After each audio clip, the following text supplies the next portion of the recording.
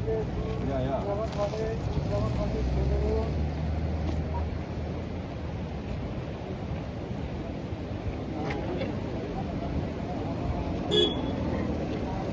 Ja,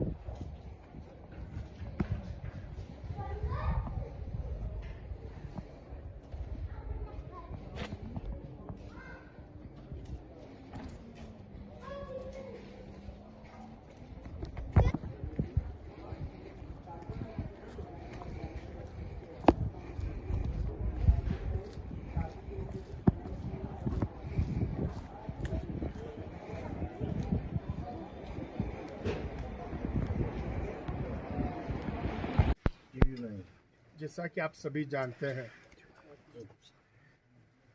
Ladakh की हालत और माहौल कैसी है, और इन्हीं हालात पे और इन्हीं माहौल पे और यहाँ जो कुछ कल लेह में वाक़ा हुआ, उन पे बात करने के लिए आप मीडिया के साथियों को दावत दी है। आप सभी जानते हैं, पूरी लद्दाख पिछले 5-6 सालों से 4 पॉइंट एजेंडे को लेके सड़कों पे, ग्राउंड में प्रोटेस्ट कर रही है, अनशन कर रहा है, पैदल मार्च कर रही है। और 4 point demands statehood, 6 schedule, recruitment, reservation, PSC for Ladakh, separate parliamentary seat, और उनमें से जो 2 मेजर हमारे डिमांड है, जिसमें 2019 5 अगस्त के बाद जो जमहूरी हुकूमत थी हमारी, वो सल्ब की गई, और इस जमहूरी हुकूमत की बहाली के लिए स्टेटहुड और जो प्रोटेक्शंस 5 अगस्त से पहले लद्दाख को थी, उस प्रोटेक्शंस को सारी चीज़ों में, चाहे वो लैंड हो, एनवायरनमेंट हो, लैंग्वेज हो, कल्चर हो, जॉब हो, सारी चीज़ों को प्रोटेक्ट करने के लिए 6 शेड्यूल। और इन्हीं डिमांड्स को लेके पिछले 5 साल से कई राउंड ऑफ टॉक्स एमएचए के साथ हुई है। बदकिस्मती यह है, एमएचए जब बात करती है तो कहते हैं हम सिंसियर हैं, सीरियस हैं, और लद्दाखियों के डिमांड को लेकर हम सब कुछ करने के लिए तैयार हैं। जब लद्दाखी बातचीत के लिए केडी और एपेक्स की लीडरशिप जाती है, तो वहाँ पे एक के बाद एक एक्सक्यूज, एक के बाद एक अपनी प्रस्ताव पेश करके जो मेजर हमारी डिमांड्स हुई, उस पर अभी तक कोई बातचीत नहीं हुई। और स्पेशली 27 मई के बाद ये पूरी बातचीत का सिलसिला थम चुका है, रुक चुका है। और इसी वजह से करगिल में अनशन हुआ है और पिछले 15 दिनों में लेह में बुजुर्ग, खवातीन, मर्द, बच्चे, जवान सोनम वांगचुक जी की क़यादत में एनडीएस स्टेडियम में अनशन पर बैठी हुई थी। ये लद्दाखियों ने डे फर्स्ट से क्लियर कर दिया है कि हमारी प्रोटेस्ट, हमारी एजिटेशन पीसफुल होगी, पुरअमन होगी, शांति के साथ होगी। और सभी जानते हैं कि लद्दाखी अमन और शांति के लिए, पीस के लिए ही जाने जाते हैं। और ये पीसफुल प्रोटेस्ट और अनशन चल रही थी, लेकिन उसी अनशन में 2 बुजुर्गों के हालत बिगड़ने की वजह से और इन्हें हॉस्पिटलाइजेशंस करनी पड़ी। मीनवाइल एमएचए की तरफ से जिस तरह का रद्द अमल होनी चाहिए था, एक्शंस होनी चाहिए था, टोटली डेड साइलेंस है। और इसके बाद लेटली इन्होंने जब डेट का अनाउंसमेंट किया, वो डेट की अनाउंसमेंट भी इस तरह से थी जैसे लद्दाखियों को चीटिंग करके इनको झुंझला रहा। इतनी लंबी डेट दी, यानी 11 दिन अनशन हो चुका था। 11 दिन के बाद फिर 16 दिन का टाइम देके कहा 6 अक्टूबर को ही हम आपसे बातचीत करेंगे। और जब यहाँ पे अनशन पे बैठे हुए लोगों की हालत बिगड़ने लगी और बहुत ज्यादा खराब हुआ और इन्हें एम्बुलेंस पे हॉस्पिटल लेना पड़ा, तो आम लद्दाखियों के अंदर बहुत ही ज्यादा रोष पैदा हुआ। लगा कि गवर्नमेंट ऑफ इंडिया फिर से लद्दाखियों को चिढ़ा रही है, इनके सब्र को, इनके पेशेंस को आजमा रही है और कुछ नहीं करने वाली है। और उसी के नतीजे में कल आपने देखा अवाम का, इसमें आप ये नहीं कह सकते सिर्फ नौजवान नस्ल थे, युवा पीढ़ी था, जवान, बुजुर्ग, मर्द, औरत सभी सड़कों पे निकल के आए और गवर्नमेंट ऑफ इंडिया को यह बताने लगा कि आपकी डिले टैक्टिक्स को हम एक्सेप्ट करने वाले बिल्कुल नहीं है। डेट को आगे ले आए और सीरियसली इन 2 पॉइंट्स पे, स्टेट और 6 शेड्यूल पे आप बातचीत कर लें। लेकिन एडमिनिस्ट्रेशंस की तरफ से जिस तरह का इस अवामी गुस्से के उबाल के मुकाबले में ताकत का बेजा जो इस्तेमाल किया गया, और किसी के भी अभी समझ में नहीं आ रहा है, अभी तक क्लियर नहीं हुआ है ये किसके हुक्म पे, किसके ऑर्डर पे निहत्ते लोगों पे सीधे शूट की, गोली चलाया गया।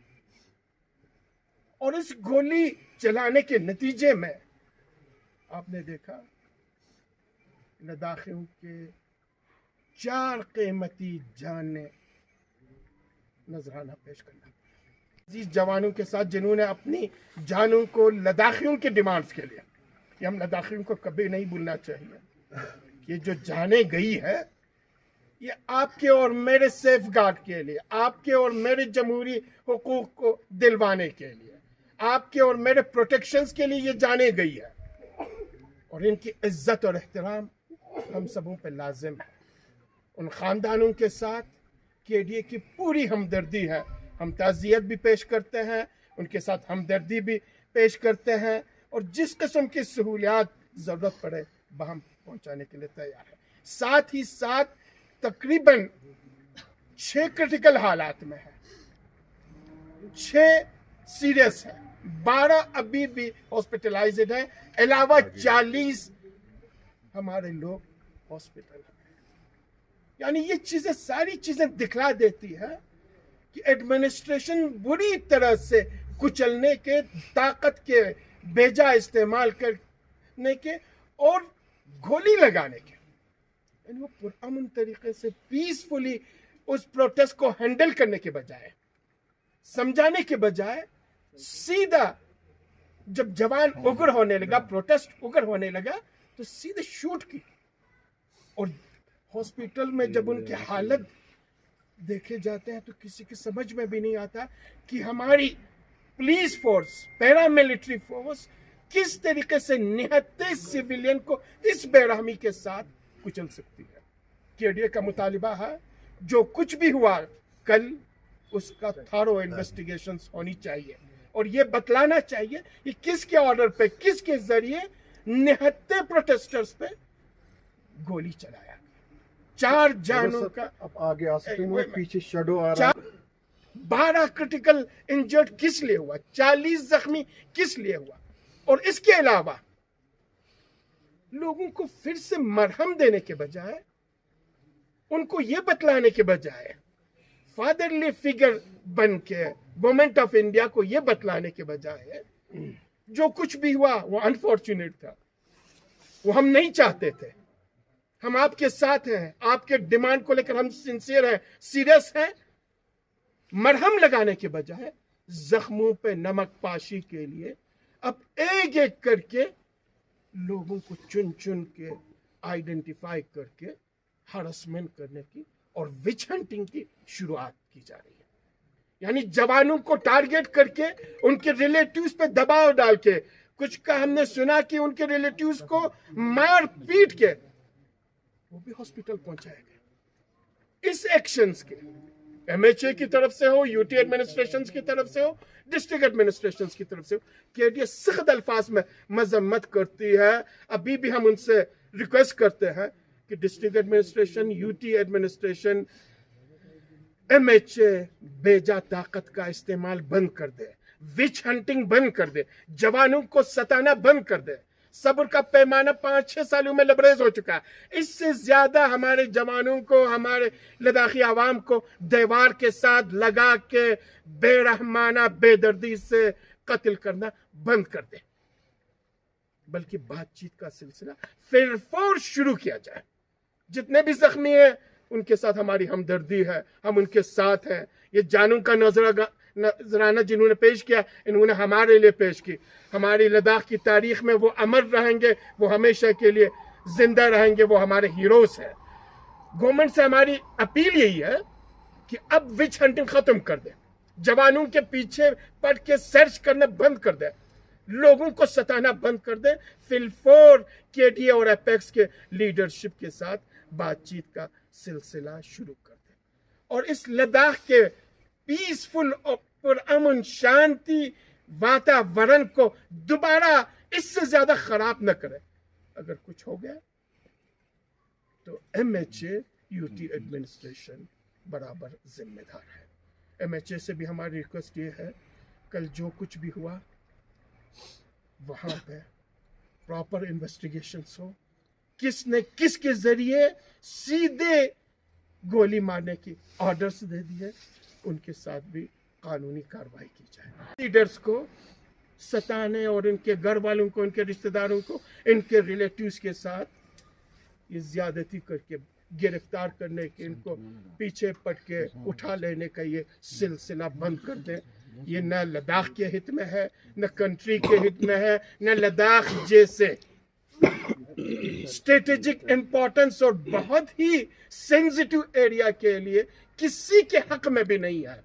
जो कुछ भी हुआ वो बदकिस्मती था, जो कुछ भी हुआ वो नहीं होनी चाहिए थी। अब इसके बाद मजीद बिगड़ने न दिया जाए, उसकी जिम्मेदारी एमएचए और यूटी एडमिनिस्ट्रेशन की है। साथ ही साथ मैं एमपी साहब से भी गुजारिश करूंगा वो अपना ख्याल रखें। इसके बाद हमारे केडीए के हमारे साथी सज्जाद साहब अपने ख्याल का इजहार करें। केडीए की तरफ से तफसीलन कल से जो हालात लद्दाख में बनी हैं उसके ऊपर रोशनी डाली है। मैं सिर्फ 2-3 चीज़ों पे बात करूंगा, ज़्यादा टाइम नहीं लूँगा। सबसे पहले तो जिस तरह का हालात कल लेह में बनी हैं, ये बहुत ही एक अफसोसनाक हालात थे, अनफॉर्चुनेट ये हालात थे। और इस सिचुएशन में खुसूसन जिन नौजवानों के जो जानें चली गई हैं, मैं उनके और उनके ख़ानदान के साथ हम लोग सब खड़े हैं, उनके रिश्तेदार के साथ हम खड़े हैं। ताज़ियत पेश करते हैं और ये बहुत ही हमारे लिए अफसोसनाक ये मकाम है। सबसे पहले तो मैंने कई चैनलों को जो इंटरव्यू दिया है उसमें मैंने यही डिमांड किया है सबसे पहले जो जाने वहाँ चली गई हैं उसकी इन्वेस्टिगेशन होनी चाहिए। जिस तरीके से जिस बल का इस्तेमाल कल वहाँ पे हुआ है उतना ताकत की ज़रूरत नहीं थी। लद्दाख के अवाम, लद्दाख के नौजवानों के, लद्दाख के जो पूरे लद्दाख के अवाम को एक अमन पसंद अवाम के तौर पर जाना जाता है। यहाँ के लोगों को जानते हैं कि किस तरह के लोग हैं। तो बहुत ही सही तरीके से कल जो है इस सिचुएशन को कंट्रोल कर सकते थे, लेकिन बदकिस्मती की बात है कि वहाँ पे जाने चली गई और वहाँ पे चाहे ब्लड चली हो या पैलेट चली हो, इसकी इन्वेस्टिगेशन होनी चाहिए। और जो भी इसमें जो भी इसमें मुलविस है या इसमें जिन्होंने ताकत का इस्तेमाल किया है उनके खिलाफ सख्त से सख्त जो है ये कार्रवाई होना चाहिए। दूसरी बात, वहाँ पे जो आगजनी वगैरह जो ये हुए हैं, हम कभी भी हमने उस तरह के चीज़ों के लिए हमने इजाज़त नहीं है। हमने खुसूसन केडीए और एपेक्स ने डे 1 से हमने ये कहा है कि हम बहुत ही पीसफुली जो अपना प्रोटेस्ट है हम दरज करेंगे और आज तक हम बहुत ही पीसफुली अपने आप को अजाब में डाल के जो है हमने कभी भी लद्दाख के, क्योंकि यहाँ के स्ट्रेटजिक जो इम्पोर्टेंट है हम जानते हैं देश के लिए कितना इम्पोर्टेंट जगह है, यहाँ पे अमन रहना कितना ज़रूरी है, ये सब समझते हुए पिछले कई सालों से जो प्रोटेस्ट केडीए और एपेक्स के ज़रिए चली है बहुत ही पीसफुली।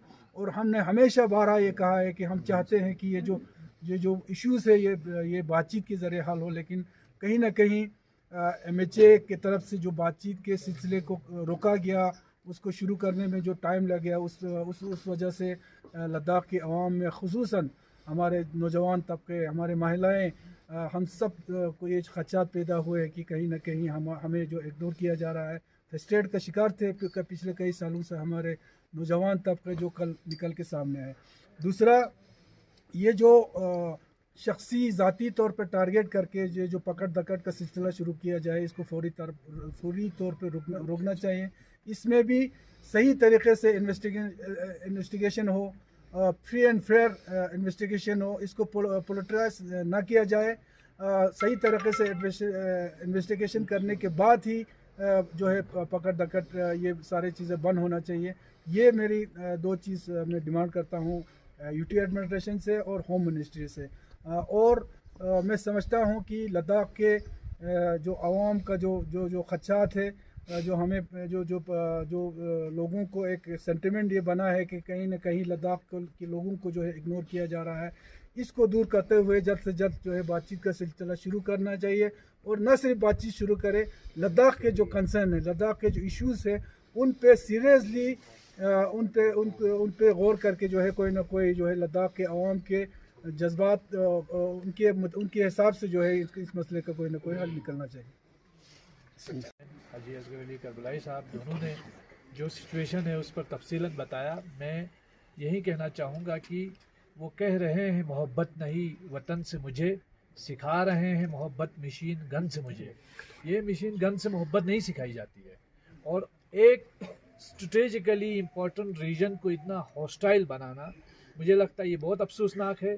जो कुछ भी हुआ है लेह में वो बड़ा अनफॉर्चुनेट है और इसकी पूरी जिम्मेदारी सरकार पे आयद होती है, क्योंकि उनकी फेल्ड पॉलिसी और जो थोपी जाने वाली जो सियासत है या जो आइडिया ऑफ यूनियन टेरिटरी है वो बुरी तरह नाकाम हो गया है और लोग फ्रस्ट्रेटेड थे। एक जॉब आप दे नहीं पाए, डेमोक्रेसी नहीं है लद्दाख के अंदर, और हमारे जो कॉन्स्टिट्यूशनल गारंटीज जिनका आपने वादा किया था अपने मैनिफेस्टो में वो आपने फुलफिल नहीं किया। जो लोग भी इस दौरान जो लोग शहीद हुए हैं, मैं उनको कहूँगा कि ये हमारे इस लद्दाख के लिए अनफॉर्चुनेटली वो अपनी जान की बाजी खो गए। तो वो उनके ऊपर जिसने भी गोली चलाई है उनका इन्वेस्टिगेशन होना चाहिए, थॉरो इन्वेस्टिगेशन होना चाहिए। जो ज़ख्मी हैं उनके साथ हमारी पूरी हमदर्दी है। और लद्दाख के एपेक्स बॉडी हो, केडीए हो, कभी हमने वायलेंस का समर्थन नहीं किया, वायलेंस को इंडोर्स नहीं किया है। लेकिन ये जो गोली से जवाब देना नौकरियों की मांग करने वाले, डेमोक्रेसी की मांग करने वाले और 6 शेड्यूल की मांग करने वालों को, ये बड़ा अनफॉर्चुनेट है, ये कंडेमनेबल है। और हम अपील करते हैं कि गवर्नमेंट थोड़ा सेंसिबली एक्ट करें, विजडम के साथ रिएक्ट करें और डायलॉग को जल्द अज जल्द रिज्यूम करें। और दूसरा ये कि जो विच हंटिंग और पकड़ दकड़ का जो सिलसिला है, जो लोगों को निशाना बनाया जा रहा है एक बार फिर से, तो ये दोहराना बंद किया जाना चाहिए और हालात को मज़ीद जो है ख़राब होने से रोका जाना चाहिए। इसमें आप सरकार की भी जिम्मेदारी है कि आप विजडम के साथ आप अपने फेलियर और अपना जो सिस्टमेटिक फेलियर आपका हुआ है उसको उसका गुस्सा आप हमारे बेरोज़गार नौजवानों पर, आम आवाम पर नहीं निकाल सकते। ये गलत बात है। और जिस तरह का नैरेटिव आप लोग बिल्ड कर रहे हो बिल्कुल बेबुनियाद प्रोपेगेंडे के ज़रिए आप लोग जो जिस तरीके से कुछ लोगों को पर्सनली फ्रेम किया जा रहा है जो अनएक्सेप्टेबल है, और हम इसकी पूरे तौर पर जो है इसकी मजम्मत करते हैं। उन हालात के साथ जितने भी हमारे अजीज़ों ने जान गंवाया, जो बहुत ही बुरी तरह से ज़ख्मी हुए हैं, और जो भी जान माल का ज़िया हुआ है, जिस डिमांड को लेकर इन्होंने सब कुछ दे दिया है, उनके साथ हमदर्दी के इजहार के लिए आज पूरा करगिल डिस्ट्रिक्ट बंद पे है। आप खुद देख रहे हैं, business establishment, hotels, transport, contractors, यानी जितने भी एसोसिएशंस हैं वो सभी यहाँ पे हैं, सबों ने कॉल दिए।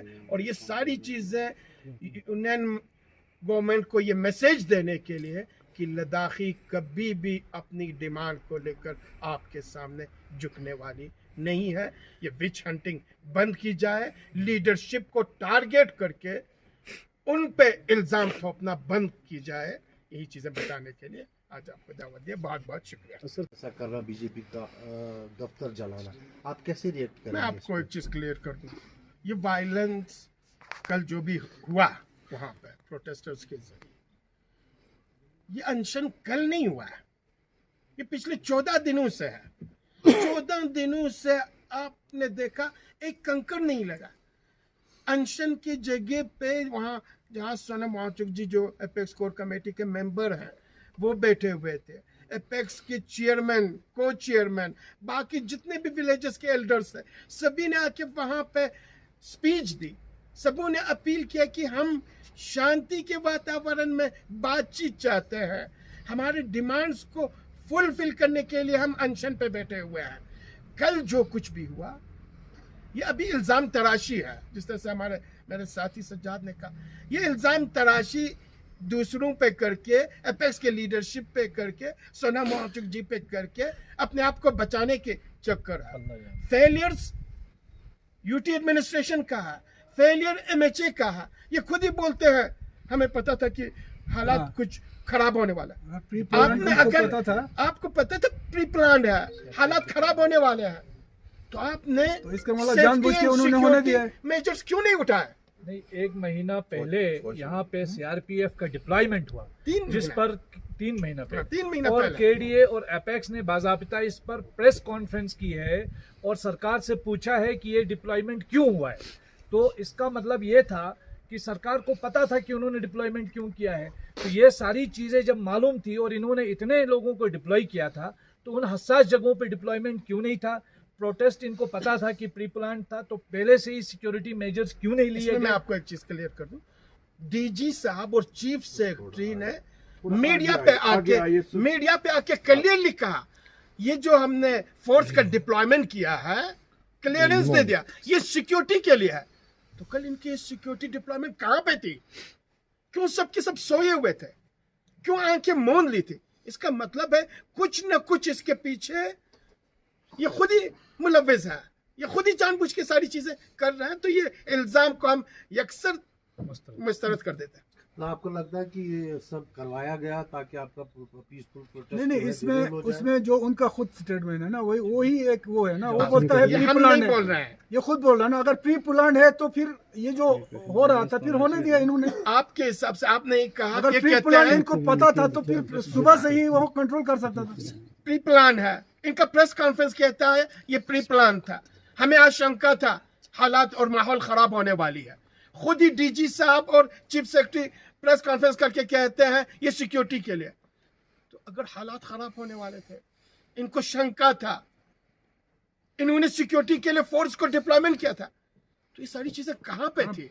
तो सुबह से बंद किया जा सकता था पूरा लद्दाख को। आप खुद सोचें क्यों नहीं किया है? आज आप यहाँ पे हमारे यहाँ पे देखें बंद के कॉल है, किस तरीके से डिप्लॉयमेंट्स किया हुआ है, तो क्यों डिस्टर्बेंस होगा? यानी वो सारी चीजें अपनी फेलियर्स को छुपाने के लिए, कवर अप करने के लिए किसी दूसरे को कुर्बानी का बकरा बना रहे हैं। सर, बातचीत के लिए जिस तरह से बातें आ रहा था कि आज कोई गवर्नमेंट से एक जो है ऑफिशियल आ रहे हैं, तो इस तरह की अपडेट है कुछ? अभी तक कोई हमें इंफॉर्मेशन से नहीं है, अगर आए और इसके बाद हमें इंफॉर्मेशन आए तो हम आपको कन्वे कर देंगे। 6 अक्टूबर के जो इन्होंने कहा है कि मीटिंग होगा, बातचीत होगा, तो उस सिलसिले में क्या केडिया एपेक्स के इसमें हमारा एजेंडा बिल्कुल क्लियर है, आप सबों को कई बार हम बता चुके हैं। 6 अक्टूबर जानबूझ के डिले टैक्टिक्स के लिए 6 अक्टूबर दी गई, नहीं तो 30 सितंबर का डेट दे सकते थे या कुम सितंबर का दे सकते थे। लोगों को ज्यादा से ज्यादा दीवार पे लगाने के लिए इतनी लंबी तारीख इन्होंने दे दी। 6 अक्टूबर में एपेक्स और केडिया का क्लियर मैसेज है, स्टेटहुड पे बातचीत होगी, 6 शेड्यूल पे बातचीत होगा, और इन्होंने कहा है कि हम इन दोनों पे बातचीत होगा, और हम चाहते हैं फ्रूटफुल बातचीत हो और लद्दाखियों की जो जस्टिफाइड कॉन्स्टिट्यूशनल डिमांड है उसे फुलफिल किया जाए। बहुत बहुत शुक्रिया। Thank you.